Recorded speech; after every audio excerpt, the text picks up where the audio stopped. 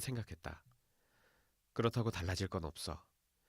아바나의 불빛이 보일 테니 언제고 그 빛을 따라 돌아갈 수 있어. 아직 해가 지려면 2시간 이상 남았어. 어쩌면 그 전에 놈이 물 위로 올라올 거야.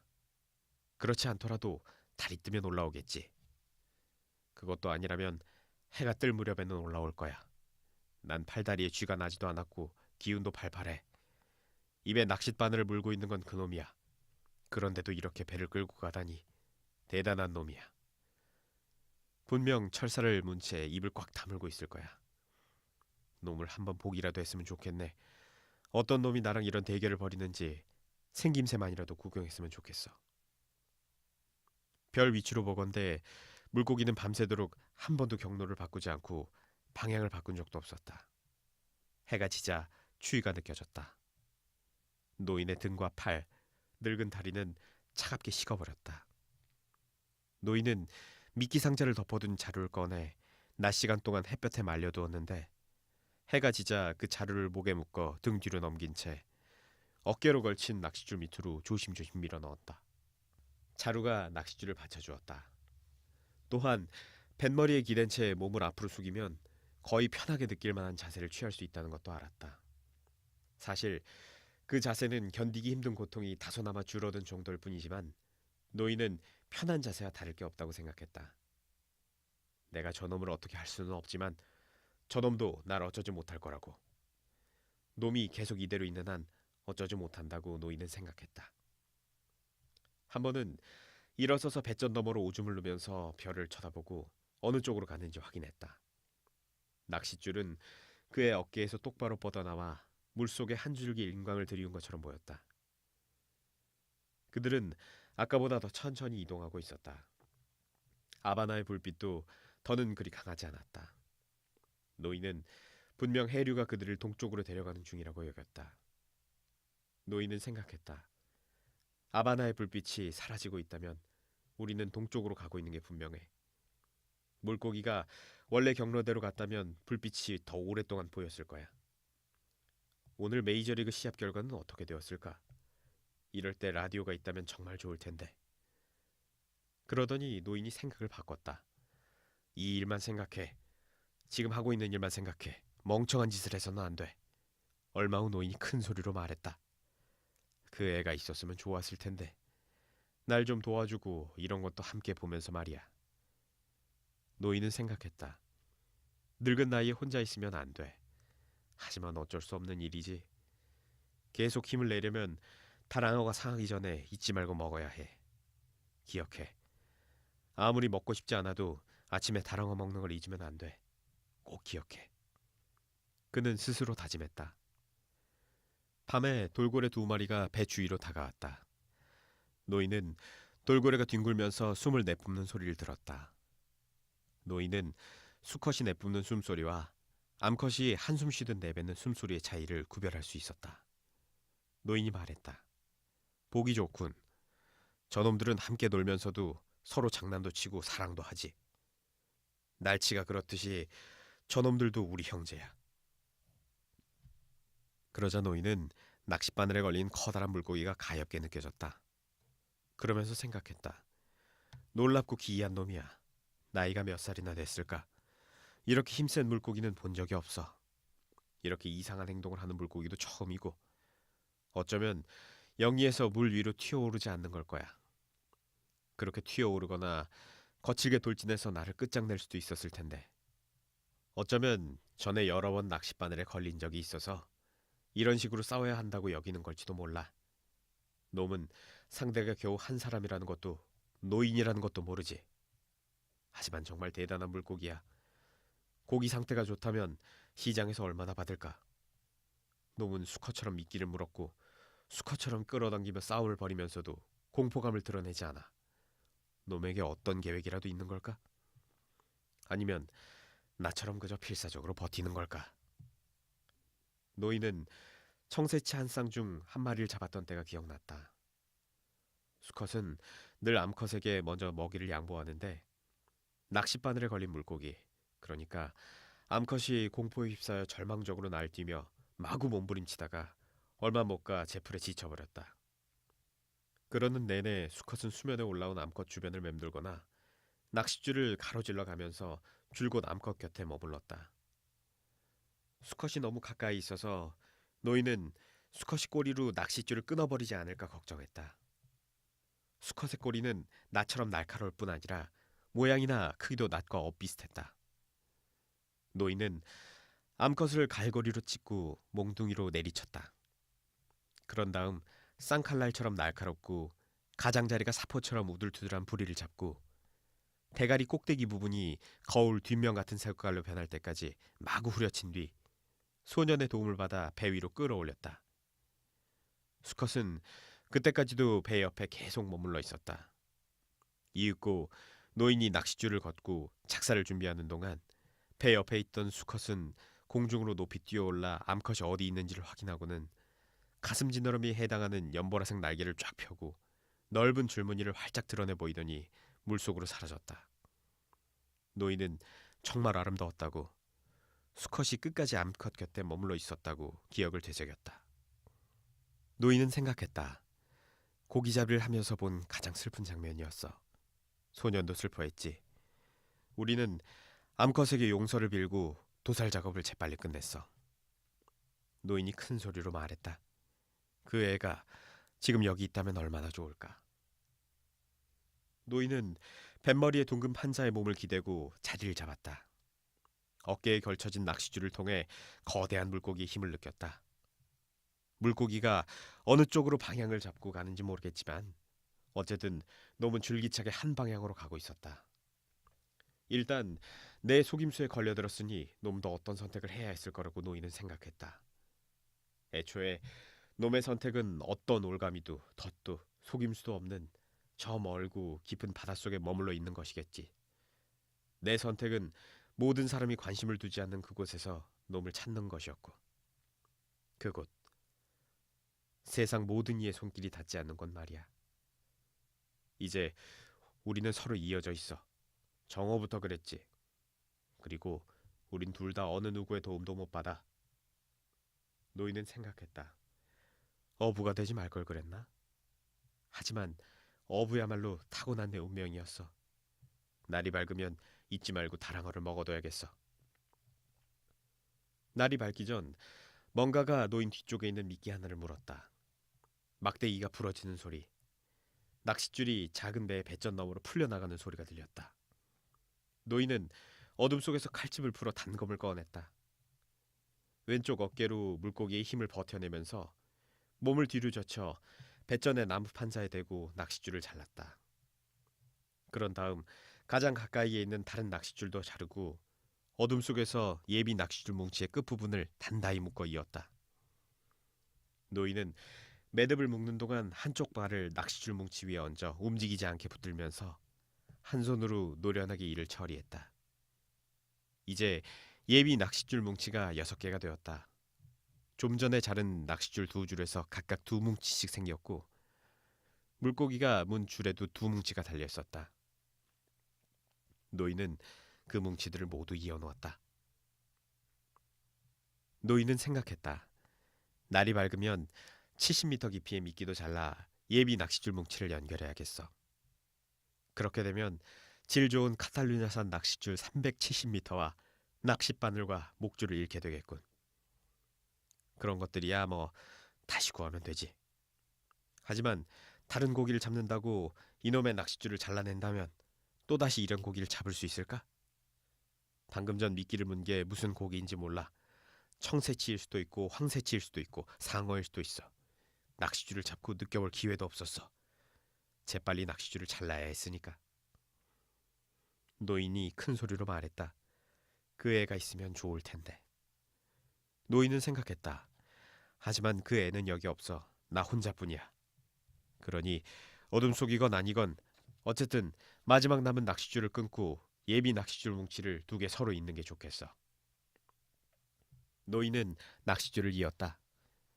날이 어두워 작업이 어려웠다. 한 번은 놈이 갑자기 요동치는 바람에 노인이 쓰러져 얼굴을 찢었다. 눈 아래 상처가 났다. 뺨을 타고 피가 약간 흘러내렸다. 하지만 턱까지 흘러내리기 전에 응고되어 말랐다.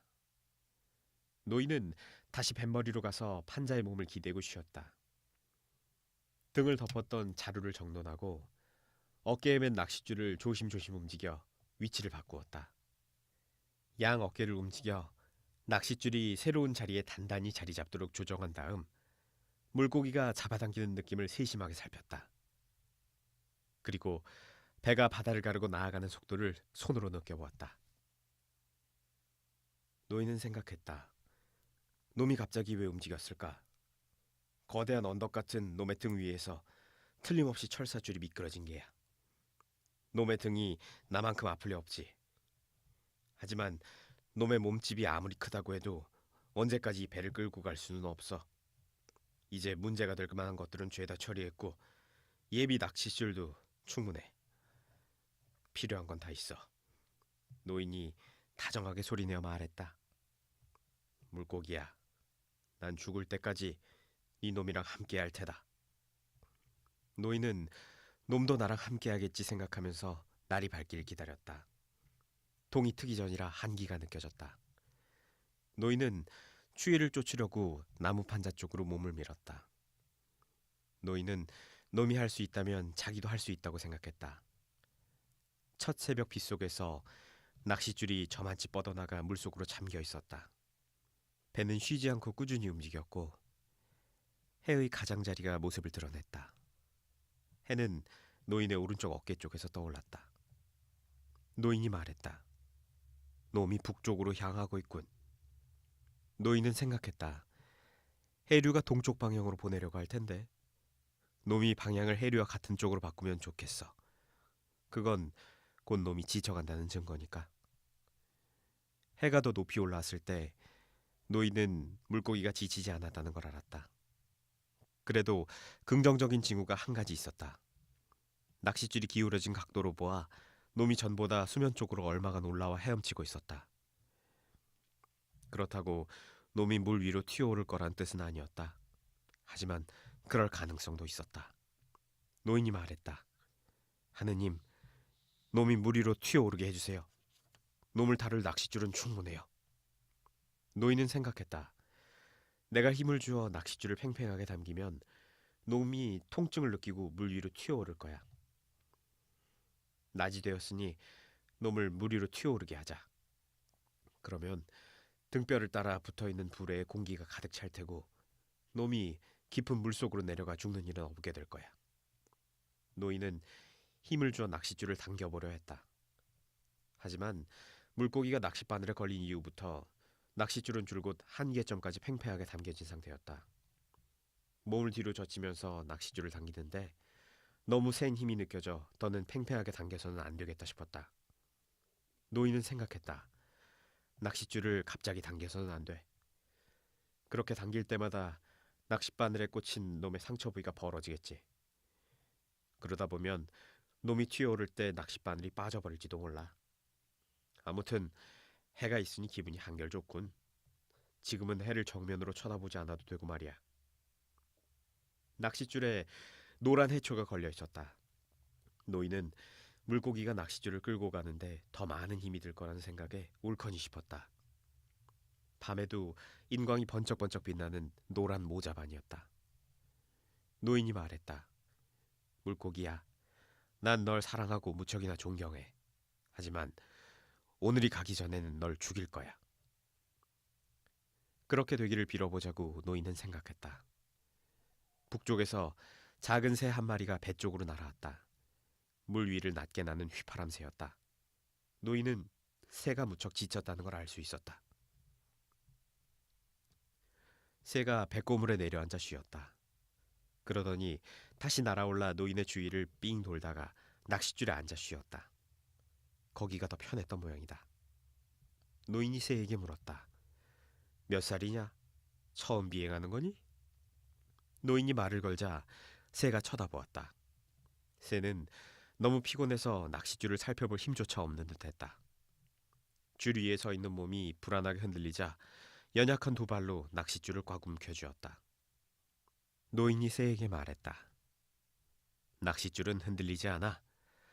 이런 줄이 있을까 싶을 만큼 안 흔들리지. 지난밤은 바람이 없어서 그렇게 지칠 까닭이 없었을 텐데. 그런데 새들은 결국 어떻게 되는 걸까? 이런 새를 찾아 매들이 바다로 나온다고 노인은 생각했다. 그러나 새에게는 이런 이야기를 하지 않았다. 어쨌든 새가 노인의 말을 알아듣지 못할 테고 머지않아 자연히 매에 대해 알게 될 테니까. 노인이 말했다. 작은 새야, 편히 쉬어라. 돌아가서 여느 사람이나 새처럼 또는 물고기처럼 기회를 잡아라. 노인은 밤사이 등이 딱딱하게 굳다 못해 이제는 정말 아프기까지 했다. 그런데 새에게 말을 하다 보니 조금 위로가 되었다. 노인이 말했다.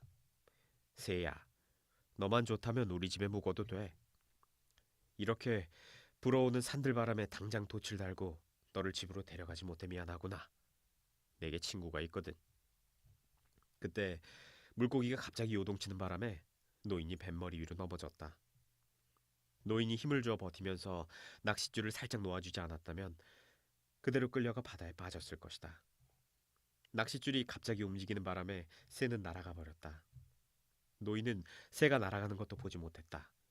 오른손으로 낚싯줄을 조심스럽게 만져보는데 손에서 피가 흘렀다. 뭔가가 놈을 아프게 했군. 노인이 소리내어 말하고는 물고기의 방향을 바꿀 수 있는지 알아보려고 낚싯줄을 당겼다. 하지만 낚싯줄이 곧 끊어질 듯 한계점에 이르자 그대로 낚싯줄을 잡은 채 버티며 기다렸다. 노인이 말했다. 물고기야, 너도 느끼고 있구나. 나도 그렇단다. 하느님은 알고 있겠지. 노인은 새를 친구 삼아 함께 가고 싶었다. 그래서 주위를 둘러보며 새를 찾았다. 하지만 새는 보이지 않았다. 노인은 생각했다. 오래 머물지 않고 가버렸구나. 하지만 바닷가에 닿기 전까지 어디를 가더라도 여기보다 험할 거야. 그런데 나는 어쩌다 물고기가 한번 획 잡아당겼다고 상처까지 나는 지경이 됐지? 점점 둔해지고 있는 게 분명해. 아니면 작은 새를 바라보면서 새 생각을 하고 있었을까? 내 일에 집중해야겠어. 힘이 달리지 않도록 다랑어도 먹어야 하고. 노인이 소리내어 말했다. 그 애가 곁에 있으면 좋으련만. 소금도 좀 있으면 좋겠고. 노인은 낚싯줄의 무게를 왼쪽 어깨로 옮긴 뒤 조심스럽게 무릎을 꿇고 바닷물에 한 손을 담갔다. 1분 넘게 손을 그대로 물에 담근 채 한 줄기 핏물이 흘러가는 모습을 지그시 바라보았다. 그러면서 동시에 배가 앞으로 나아감에 따라 바닷물이 손에 부딪혀오는 물살의 세기를 느꼈다. 노인이 말했다. 놈의 속도가 많이 느려졌어. 노인은 짠 바닷물에 손을 더 오래 담그고 싶었지만 물고기가 또 요동칠까 걱정되었다. 그는 일어서서 두 발로 버티고 해가 있는 쪽으로 다친 손을 높이 쳐들었다. 상처는 낚싯줄에 쓸려 살갗이 까진 정도였다. 하지만 일할 때 주로 쓰는 부위였다. 이번 일이 끝나기 전에 두 손을 써야 할 일이 반드시 생길 텐데 시작도 하기 전에 상처가 난 게 영 못마땅했다. 손에 물기가 마르자 노인이 말했다. 자, 작은 다랑어를 먹어볼까? 갈고리로 다랑어를 끌어다 여기서 편안하게 먹을 수 있어. 노인은 무릎을 꿇고 갈고리로 배꼽을 아래에서 다랑어를 찾아 자기 쪽으로 끌어왔다. 둥글게 말아놓은 낚싯줄 뭉치가 다랑어에 닿지 않도록 주의했다. 노인은 왼쪽 어깨로 낚싯줄을 지탱하고 왼손과 왼팔에 힘을 주어 버티면서 다랑어에서 갈고리를 빼냈다. 한쪽 무릎으로 다랑어를 누른 채 대가리에서 꼬리까지 검붉은 살을 세로로 길게 잘랐다. 고기 조각은 쐐기 모양이었다. 노인은 등뼈 부근에서 배 가장자리까지 칼질을 하여 조각을 냈다. 그렇게 고기 조각 6개를 잘라내어 뱃머리 나무 판자에 펼쳐놓았다. 칼은 바지에 대고 문질러 닫고 다랑어 시체는 꼬리를 들어올려 물속으로 내던졌다. 한 조각을 다 먹지는 못하겠는걸? 노인이 이렇게 말하고는 칼로 고기 조각을 토막냈다. 낚싯줄이 팽팽하게 당겨지는 걸 느끼는 순간 왼손에 쥐가 났다. 묵직한 낚싯줄을 쥔 손이 뻣뻣해졌다. 노인은 손을 혐오스럽게 바라보았다. 대체 뭔 놈의 손이 이렇담? 제멋대로 쥐가 날 테면 나봐. 차라리 갈고리 발톱이나 돼버리라지. 그래봤자 너한테 좋을 것도 없어. 쥐가 날 테면 놔보라고 생각하면서 노인은 어두운 바닷속의 비스듬한 각도로 기울어진 낚싯줄을 내려다보았다. 이제 고기를 먹어. 그러면 손에 힘이 생길 거야. 손을 탓할 일은 아니지. 넌 오랜 시간 물고기랑 씨름했잖아. 하지만 영원히 물고기랑 함께 있어야 할지도 몰라. 그러니 다랑어를 먹어둬. 노인이 고기 한 점을 집어 입에 넣고 천천히 씹었다. 못 먹을 만큼 역겹지는 않았다. 노인은 생각했다. 잘 씹어서 먹자. 생선집까지 몽땅. 라임이나 레몬 한 조각만 있었으면, 아니면 소금이라도 있었으면 이렇게 고역스럽지는 않을 텐데. 이봐 손, 이제 느낌이 어때? 노인은 쥐가 난 손에게 물었다. 손은 사후경직이라도 일어난 것처럼 뻣뻣하게 굳어 있었다. 널 위해 고기를 더 먹어야겠어. 노인은 반으로 잘라놓은 고기 토막을 마저 먹었다. 조심조심 씹고 껍질을 뱉어냈다. 이봐 손, 이제 어떤가? 아직 느낌이 오기에는 이른가? 노인은 다른 고기 조각을 통째로 입에 넣고 씹었다. 노인이 말했다. 기운이 왕성하고 힘이 센 고기야. 만세기 대신 이 고기가 잡혀 다행이야. 만세기는 너무 달지. 이건 별로 달지도 않으면서 온갖 영양분이 들어있어. 노인은 생각했다. 하지만 실질적인 효과를 못 보면 아무 소용없어. 소금이 있으면 좋으련만. 게다가 남은 고기를 햇볕에 놔두면 썩을지 마를지 알지도 못해. 그러니 배가 고프지 않더라도 죄다 먹어치우는 게 나을 거야. 저 물고기는 잠잠하고 일정하게 움직이는군. 고기를 먹어치우자. 그러면 만반의 준비를 갖추게 되는 거야. 노인이 말했다. 이봐 손, 조금만 참아. 내가 널 위해 이걸 먹는 거야. 물고기에게도 뭘 좀 먹일 수 있으면 좋겠다고 노인은 생각했다. 놈은 내 형제니까. 하지만 난 놈을 죽여야 하고, 그러려면 내 힘을 유지해야 해. 노인은 쐐기 모양의 고기 조각을 천천히 정성껏 씹어 먹었다. 그리고 허리를 펴면서 바지에 손을 쓱쓱 문질러 닦았다.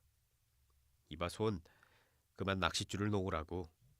그러면 네가 그 말도 안 되는 짓을 멈출 때까지 오른손만으로 놈을 어떻게 해볼게. 노인은 왼손이 잡고 있던 무거운 낚싯줄을 왼발로 밟고 몸을 뒤로 젖혀 등짝으로 버텼다. 노인이 말했다. 하느님, 쥐가 풀리게 도와주세요. 물고기가 앞으로 어떻게 나올지 저도 모릅니다. 노인은 생각했다. 놈이 잠잠한걸? 자기 계획대로 밀고 가는 거겠지. 하지만 놈의 계획이 뭐지? 내 계획은 또 뭐고? 크기가 엄청나니 난 놈의 계획에 따라 그때그때 나름의 방법을 마련해야 해. 놈이 물 위로 튀어오르면 내가 죽일 수 있어. 하지만 놈은 언제까지고 저 밑에 머물러 있겠지. 그렇다면 나도 놈과 함께 언제까지고 버텨야지. 노인은 쥐가 난 손을 바지에 대고 문지르면서 손가락을 부드럽게 풀어보려 했다. 하지만 손이 펴지지 않았다. 노인은 생각했다. 햇볕을 쬐면 펴질지 몰라. 날것으로 먹은 질긴 다랑어 고기가 소화되면 손이 펴지겠지. 손이 필요하게 되면 어떻게 해서든 꼭 손을 펼 거야. 하지만 지금 억지로 손을 펴지는 않겠어. 저절로 펴져서 자연스럽게 원상태로 돌아오게 해야지. 지난밤 낚싯줄을 여러 개 끊고 묶고 매듭을 푸느라 손을 혹사했어. 노인은 바다 저편을 바라보며 자신이 얼마나 외롭게 홀로 떨어져 있는지 절감했다. 하지만 곧 어둡고 깊은 바닷속에 비친 무지갯빛과 앞쪽으로 뻗은 낚싯줄과 묘하게 출렁이는 평온한 바다가 눈에 들어왔다. 무역풍 덕분에 구름이 점차 쌓이고 앞쪽에서 야생 오리들이 하늘을 배경으로 선명한 줄무늬를 이루었다가 넓게 흩어졌다가 다시 선명한 줄무늬를 이루며 바다 위를 나는 모습도 보았다. 노인은 바다에서는 결코 어느 누구도 외롭지 않다는 걸 알았다.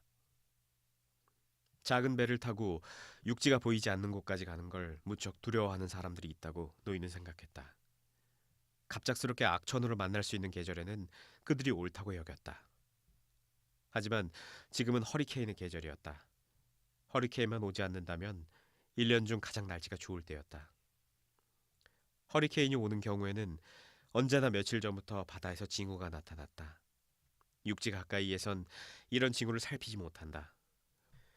무얼 살펴야 하는지 모르기 때문이라고 노인은 생각했다. 육지에서도 구름의 모양 같은 게 많이 달라지긴 하겠지. 어쨌든 지금은 허리케인이 올 기미가 없어. 노인이 하늘을 보았다. 아이스크림 같은 흰색 저군이 층층이 정답게 쌓여 있었다. 9월의 높다란 하늘에 깃털 같은 새털 구름이 옅게 흩어져 있었다. 노인이 말했다. 가벼운 브리사가 부는군. 물고기야, 너보다 나한테 더 유리하겠어. 노인의 왼손은 쥐가 나서 아직도 오그라들어 있었지만 천천히 손가락을 풀어주었다. 노인은 생각했다. 쥐가 나는 건 정말 싫어. 그건 몸이 주인을 배반하는 거야. 푸토마인 중독 때문에 설사하거나 구토하는 건 남 보기에는 부끄러운 일이지. 하지만 쥐는 말이야. 노인은 쥐를 칼림브레, 쥐라고 생각했다. 쥐가 나면 자기 자신에게 부끄러운 일이야. 특히 혼자 있을 땐 더 그래. 소년이 옆에 있었으면 팔뚝에서부터 쓸어내리듯 문질러 쥐를 풀어주었을 거라고 노인은 생각했다. 하지만 곧 풀리리라 여겼다. 그때 낚싯줄에서 감지되는 힘의 변화가 오른손에 전해지는가 싶더니 물속에 비스듬히 잠긴 낚싯줄 각도에 변화가 생겼다. 비스듬한 낚싯줄이 서서히 위로 올라왔다. 노인은 몸을 뒤로 젖혀 낚싯줄을 버텨내면서 왼손을 허벅지에 대고 내리쳤다. 노인이 말했다. 놈이 올라오고 있어. 이봐 손. 어서 서둘러. 제발 좀 서두르라고. 낚싯줄이 천천히 꾸준하게 올라왔다. 그러다 마침내 배 앞쪽에 수면이 불룩해지면서 물고기가 모습을 드러냈다. 물고기가 올라오는 한참 동안 양쪽으로 물이 쏟아져 내렸다. 햇빛을 받은 물고기가 눈부시게 빛났다. 대가리와 등은 짙은 자주색이었고 옆구리와 넓은 줄무늬는 햇빛을 받아 엷은 연보라색으로 빛났다. 주둥이는 야구방망이 길이쯤 되었으며 쌍날 칼처럼 끝으로 갈수록 가늘어졌다. 물고기가 바다 위로 완전히 올라와 온몸을 드러냈다가 다시 잠수부처럼 부드럽게 물속으로 들어갔다. 물고기의 거대한 낫 같은 꼬리도 물속으로 잠겼다. 낚싯줄이 다시 빠르게 풀려나갔다. 노인이 말했다. 이 배보다 60cm는 더 긴 놈이야. 낚싯줄은 빠르게 쉼없이 풀려나갔다. 물고기는 겁에 질린 게 아니었다. 노인은 낚싯줄에 한계치 이상의 힘이 가해지지 않도록 두 손으로 붙들고 안간힘을 썼다. 노인이 일정한 힘으로 속력을 늦추지 못한다면 물고기는 낚싯줄을 끊고 달아날 것이다. 노인은 생각했다. 이놈은 엄청나게 커. 그래서 놈이 날 인정하게 만들어야 해. 이놈 스스로 자기 힘이 어느 정도인지 알게 해서는 안 돼. 놈이 마구 내달리면 어떤 일이 생기는지 알게 해서도 안 된다고. 내가 놈이라면 지금 모든 걸 쏟아부어 뭐라도 부서질 때까지 마구 내달릴 거야. 하지만 고맙게도 놈은 자신을 잡아 죽이는 우리만큼 똑똑하지 못해. 우리보다 고귀하거나 능력이 클지는 모르지만. 노인은 커다란 물고기를 많이 보았다. 무게가 450kg이 넘는 물고기도 많이 보았고 그만한 크기의 물고기를 2번이나 잡기도 했다. 하지만 혼자서 잡은 적은 없었다. 그런데 지금 노인은 혼자 몸으로 육지에서 멀리 떨어진 곳까지 나와 지금까지 본 것 가운데 가장 크고 얘기로만 전해 들은 물고기보다 더 큰 물고기를 붙들고 있는 것이다. 왼손은 아직도 독수리에 움켜진 발톱처럼 오그라들어 있었다. 노인은 생각했다. 쥐는 곧 풀릴 거야. 틀림없이 쥐가 풀려 오른손을 도와줄 거야. 물고기와 두 손, 이렇게 셋은 서로 형제야. 쥐는 틀림없이 풀려. 내 손에 쥐가 나다니 어울리지 않아. 물고기는 다시 속력을 늦춰 이전에 빠르기로 나아갔다. 노인은 생각했다. 놈이 왜 물 위로 올라왔을까? 놈은 자기가 얼마나 큰지 내게 보여주려는 것처럼 물 위로 올라왔어.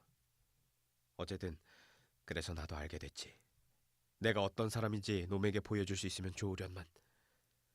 하지만 그렇게 되면 쥐가 나서 오그라든 손을 보게 될 거야. 내가 지금보다 훨씬 나은 사람이며 그렇게 될 거란 걸 알려줘야 해. 내가 놈이면 좋겠어. 나의 의지와 똑똑한 머리 말고는 모든 게 다 그놈에게 유리해. 노인은 나무 판자에 편안하게 몸을 기대고 앉았다. 통증이 오면 견뎠다. 물고기는 일정하게 헤엄을 쳤고 배는 어두운 바다를 가르며 천천히 움직였다. 동쪽에서 바람이 불어와 작은 파도가 일었다. 정오 무렵 노인의 왼손에 났던 쥐가 풀렸다. 물고기야, 너에게는 나쁜 소식이구나. 노인은 이렇게 말하고 어깨를 감싼 자루 위로 낚싯줄의 위치를 살짝 바꾸었다.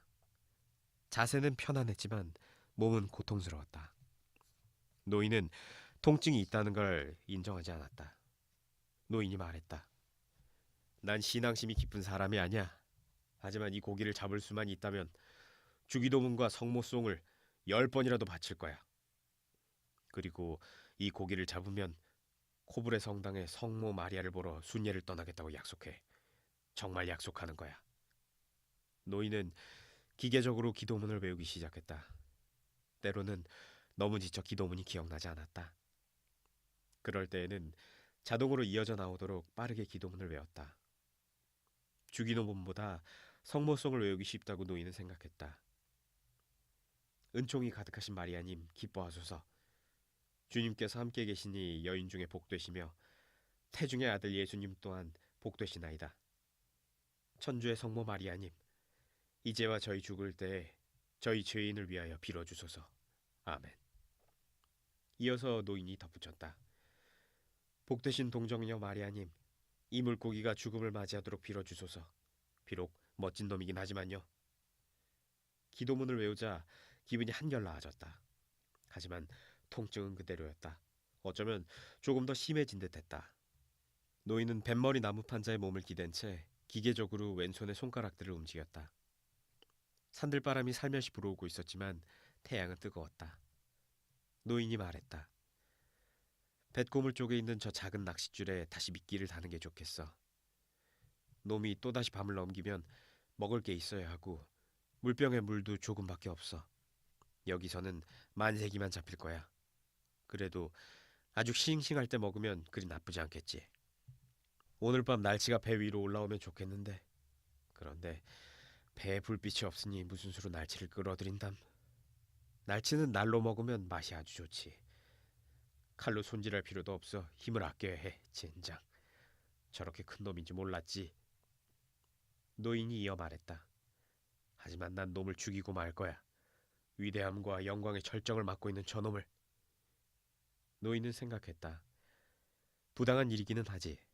하지만 사람이 무엇을 할 수 있고 어디까지 견디는지 놈에게 보여줄 거야. 노인이 말했다.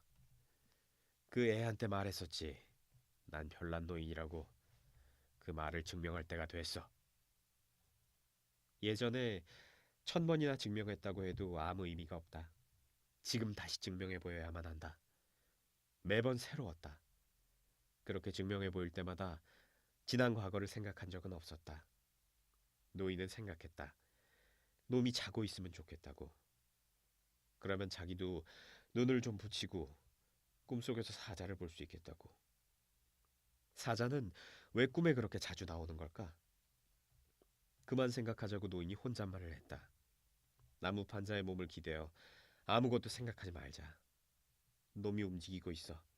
그러니 가능한 몸을 움직이지 말아야 해. 오후로 접어들었다. 배는 여전히 천천히 일정하게 움직였다. 하지만 동쪽에서 산들바람이 불어 물고기가 배를 끄는데 힘이 더 들 것이다. 노인은 작은 물결에 몸을 맡긴 채 흘러갔다. 등짝을 가로지르는 낚싯줄의 통증도 한결 편하고 부드러워졌다. 오후에 한 차례 낚싯줄이 다시 올라왔다. 하지만 그뿐이었다. 물고기는 약간 올라온 위치에서 계속 헤엄쳤다. 해가 노인의 왼팔과 왼쪽 어깨, 등을 비추었다. 노인은 물고기가 북동쪽으로 방향을 틀었다는 걸 알았다. 노인은 물고기를 한번 보았기 때문에 머릿속으로 물고기의 모습을 그릴 수 있었다. 놈이 자줏빛 가슴 지느러미를 날개처럼 널따랗게 펴고 거대하게 우뚝 선 꼬리로 어둠을 가르며 나아가는 모습을 상상할 수 있었다. 저 깊은 바닷속에서 앞을 얼마나 잘 볼 수 있을까? 노인은 궁금했다. 놈의 눈은 엄청나게 컸어. 그보다 눈이 훨씬 작은 말은 어둠 속에서도 잘 볼 수 있지. 예전에는 나도 어둠 속에서 아주 잘 볼 수 있었어. 물론 완전히 깜깜한 어둠 속이 아니라면 말이지. 그래도 밤눈이 고양이 정도는 됐어. 햇빛과 꾸준한 손가락 놀림 덕분에 쥐가 났던 왼손은 완전히 풀렸다. 노인은 왼손에 좀 더 힘을 싣고는 등 근육을 실룩실룩 움직여 통증이 덜한 부위로 낚싯줄을 조금 옮겼다. 노인이 큰 소리로 말했다. 물고기야, 네가 지치지 않았다면 분명 넌 별스러운 놈이야. 노인은 몹시 지쳤다. 곧 밤이 온다는 걸 알고는 생각을 다른 쪽으로 돌리려 했다. 노인은 메이저리그를 생각했다. 그가 익히 알고 있는 스페인어로 그란 리가스를 생각했다. 뉴욕 양키스와 디트로이트 타이거스의 시합이 있다는 걸 알고 있었다. 노인은 생각했다. 후에고 시합의 결과를 모르고 지낸 지 이틀이나 되었군. 자신감을 가져야 해. 발 뒤꿈치에 뼈돌기가 생겨 통증을 느끼면서도 모든 걸 완벽하게 해낸 위대한 디마지오의 견줄 만한 사람이 되어야 해. 그런데 뼈돌기가 뭐지? 노인이 속으로 물었다. 그래, 운 에스푸엘라 데 우에소야. 뼈가 튀어나온 것. 우리는 그런 게 생기지 않지. 싸움닭이 뒤꿈치를 쪼아대는 것만큼 아플까? 그런 아픔을 견디면서 싸움닭처럼 한쪽 눈을 잃거나 둘 다 잃고도 견디면서 계속 싸울 수 있을까? 인간은 위대한 새나 짐승에 견줄 정도가 안 돼. 그래도 난 저 아래 바다에 어둠에 잠긴 짐승이 되어보고 싶어. 노인이 소리내어 말했다. 상어만 만나지 않기를. 그런데 상어가 오면 하느님, 놈과 저를 불쌍히 여기소서. 노인은 생각했다. 위대한 디마지오도 내가 이놈과 맞서는 시간만큼 물고기와 맞서 버텨낼까? 그 사람이라면 분명 해낼 거야. 그는 젊고 강하니까 더 오래 버틸 거야. 게다가 그의 아버지는 어부였잖아? 그런데 뼈돌기 때문에 통증이 너무 심할까? 노인이 큰 소리로 말했다. 모르겠군. 뼈돌기로 아파본 적이 없으니. 해가 지자 노인은 자신에게 자신감을 불어넣기 위해 예전에 카사블랑카에 있는 술집에서 덩치가 산만한 흑인과 팔씨름을 했던 기억을 떠올렸다. 시엔푸에고스 출신이었던 그 흑인은 부두 일대에서 힘이 가장 셌다. 두 사람은 탁자에 분필로 그어놓은 선 위에 팔꿈치를 대고 팔뚝을 똑바로 세운 상태에서 서로 손을 맞잡고 하루 밤낮을 씨름했다. 둘은 기를 쓰고 상대방을 넘어뜨리려 했다. 많은 돈을 걸고 내기를 했는데 사람들은 등잔불을 밝힌 방 안을 들락거리며 지켜보았다. 그는 흑인의 손과 팔, 얼굴을 쳐다보았다. 시작한 지 8시간이 지나고 나서는 잠을 잘 수 있게 4시간마다 심판을 교체했다. 그와 흑인 둘 다 손톱 밑에서 피가 났다. 두 사람은 상대의 눈을 바라보고 손과 팔뚝을 바라보았다. 내기에 돈을 건 사람들은 방을 들락거리며 벽에 기대해 놓은 높은 의자에 앉아 시합을 구경했다. 판자로 된 벽은 밝은 파란색이 칠해져 있었고 등불에 비친 두 사람의 그림자가 벽에 드리웠다. 흑인의 그림자는 아주 거대했는데 산들바람에 등불이 흔들릴 때마다 벽에 비친 그의 그림자가 함께 흔들렸다. 판세는 밤새도록 엎치락뒤치락했다. 사람들이 흑인에게 럼주를 먹이고 담뱃불을 붙여주기도 했다. 럼주를 마신 흑인은 엄청난 기세로 몰아붙였다. 그래서 한때 노인이, 사실 당시에는 노인이 아니라 엘 캄페온 산티아고였지만 아무튼 그가 거의 8cm가량 기울기도 했다. 하지만 곧 끌어올려 균형을 맞추었다. 노인은 그때 이미 괜찮은 남자이자 훌륭한 운동선수인 흑인을 자신이 이겼다고 확신했다. 그리고 해가 뜨고 난 뒤 내기를 건 사람들이 그만 무승부로 끝내자고 요구하고 심판은 안 된다며 고개를 젓을 때 노인이 막바지 힘을 뿜어내어 흑인의 손을 짓눌러 마침내 나무 탁자 위에 쓰러뜨렸다. 일요일 아침에 시작한 시합이 월요일 아침에야 끝냈다. 내기를 건 사람들은 부두로 나가 설탕 자루를 나르거나 아바나 석탄 회사에 출근해야 했기 때문에 시합을 무승부로 끝내자고 요구했던 것이다. 그런 이유만 아니라면 다들 끝까지 승부를 보려 했을 것이다. 하지만 결국 노인이 끝장을 봤다. 그것도 사람들이 일하러 가기 전에 승부를 냈다. 그 시합이 있고 나서 오랫동안 사람들은 노인을 챔피언이라고 불렀다. 봄에 재시합이 열렸는데 이번에는 내기에 걸린 돈이 많지 않았다. 노인은 첫 대결에서 시엔푸에고스 출신인 그 흑인의 자신감을 꺾어 놓았기 때문에 이번에는 쉽게 이길 수 있었다. 그 뒤로 몇 차례 더 시합을 하고 난 뒤에는 더는 시합을 하지 않았다. 노인은 이기고 싶은 절실한 마음만 있다면 누구든 이길 수 있다고 믿었으며 고기잡이를 할 때 써야 하는 오른손으로 그런 시합을 하는 건 나쁘다고 여겼다. 노인은 왼손으로 몇 차례 연습 시합을 해보기도 했다. 그러나 왼손은 늘 그의 의지를 배신했다. 그가 시키는 대로 움직이지도 않았다. 노인은 왼손을 신뢰하지 않았다. 노인은 생각했다. 햇볕이 왼손을 따뜻하게 풀어줄 거야. 밤이 되어 너무 추워지지만 않는다면 다시 쥐가 나는 일은 없겠지. 이 밤에 또 무슨 일이 벌어질지 궁금하군. 마이애미행 비행기 한 대가 머리 위로 지나갔다. 노인은 비행기 그림자에 겁을 집어먹은 날치대를 바라보았다. 날치대가 저렇게 많으니 반드시 만세기가 있을 거야. 노인은 말을 하고 나서 물고기를 조금이라도 끌어당길 수 있는지 알아보려고 몸을 뒤로 젖혀 낚시줄을 당겼다. 하지만 꼼짝도 하지 않았다. 물고기는 낚싯줄을 끊어지기 직전까지 팽팽하게 버텨 수면의 물방울 마저 부르르 떨렸다. 배는 천천히 앞으로 나아갔다. 노인은 비행기가 보이지 않을 때까지 하늘을 바라보았다.